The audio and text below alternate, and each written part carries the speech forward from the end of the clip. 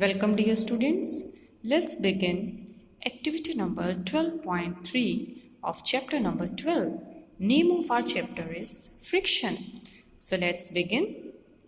Make an inclined plane on a smooth surface or on a table. Students, you have to make an inclined plane on a table. You may use a wooden board supported by bricks or hooks. Put a mark with the pen at a point capital A on the inclined plane. Now, let a pencil shell move down from this point. How far does it move on the table before coming to rest? Note down the distance. Now, spread a piece of cloth over the table. Make sure that there are no wrinkles in the cloth. Try the activity again. Then repeat this activity by spreading a thin layer of sand over the table. Maintain the same slope throughout the activity. Students, here is a figure given. यहाँ पर देखिए बच्चों क्या किया गया है, हमने यहाँ पर एक टेबल लिया है, ठीक है, और टेबल की साइड में हमने एक इंक्लाइंड प्लेन लिया है. इंक्लाइंड प्लेन के पीछे मैंने एक ब्रिक रखी है ताकि क्या बन पाए, एक एंगल बन पाए, ठीक है. उसके बाद मैं क्या करती हूँ, मैं यहाँ से एक पेंसिल, जहाँ पर पॉइंट ए है ना, यहाँ पर एक पेंसिल रखूंगी, ठीक है. जैसे ही मैं यहाँ पर एक पेंसिल सेल रखूंगी बच्चों, और तो वो यहाँ से यहाँ मूव करेगा और यहाँ तक आएगा, ठीक है, यहाँ तक आ जाएगा पेंसिल सेल. बट अगर मैं इस टेबल पर एक क्लॉथ बिछा देती हूँ, ठीक है, तो पेंसिल सेल पहले जो बहुत दूर तक जा रहा था, यहाँ तक जा रहा था, अब वो पेंसिल सेल बहुत आगे नहीं जा पाएगा, अब वो सिर्फ आधा डिस्टेंस ही कवर कर पाएगा. तो इस एक्टिविटी से आपको क्या पता चला बच्चों?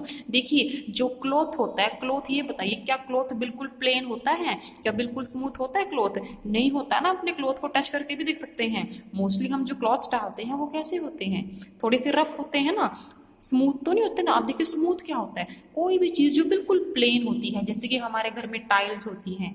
टाइल्स कैसी होती हैं? बिल्कुल प्लेन होती है ना. उनके सरफेस को क्या बोलते हैं? स्मूथ बोलते हैं, ठीक है. बट जो हमारे पास क्लॉथ होता है वो बिल्कुल भी स्मूथ नहीं होता, ठीक है, वो कैसा होता है? रफ होता है. तो बच्चों, इस एक्टिविटी से आपको ये पता चला कि जब हमारे पास कोई सरफेस बिल्कुल प्लेन होता है तो उसके ऊपर कोई भी बॉडी बहुत दूर तक मूव करती है. ऐसा क्यों होता है? क्योंकि प्लेन सरफेस पे कम से कम फोर्स ऑफ फ्रिक्शन लगता है. बट अगर बात करें किसी रफ सरफेस की, जैसे कि क्लॉथ है, क्लॉथ थोड़ा सा रफ होता है, ठीक है, तो जब कोई भी सरफेस रफ होता है ना, तो उस पर फोर्स ऑफ फ्रिक्शन थोड़ा ज़्यादा लगता है. जब फोर्स ऑफ फ्रिक्शन थोड़ा ज़्यादा लगता है तो आपकी कोई भी मूविंग बॉडी जो है वो बहुत ज़्यादा डिस्टेंस तक ट्रेवल नहीं कर पाती. Get it students? तो यहाँ पर आपको पता होना चाहिए कि स्मूथ सरफेस कैसा होता है और अपना रफ सरफेस कैसा होता है. जैसे ये बताइए, जो हमारे पास रोड होती हैं जिन पे हम ट्रेवल करते हैं, रोड कैसी होती हैं? टाइल्स की तरह चिकनी तो नहीं होती ना, थोड़ी सी खुरदरी होती है ना रोड्स. तो हम रोड के सरफेस को क्या बोलेंगे? Rough surface. पर अपने घर में जो टाइल्स होती है, जो पत्थर लगा होता है जमीन पर, उसे क्या बोलते हैं? हम स्मूथ सरफेस बोलते हैं. ठीक है स्टूडेंट्स? तो इस एक्टिविटी से आपको ये पता चला कि फ्रिक्शन का क्या असर रहता है अगर आपके पास सरफेस स्मूथ है या फिर रफ है. Get it students? अब देखिए नेक्स्ट पॉइंट हमारे पास क्या है.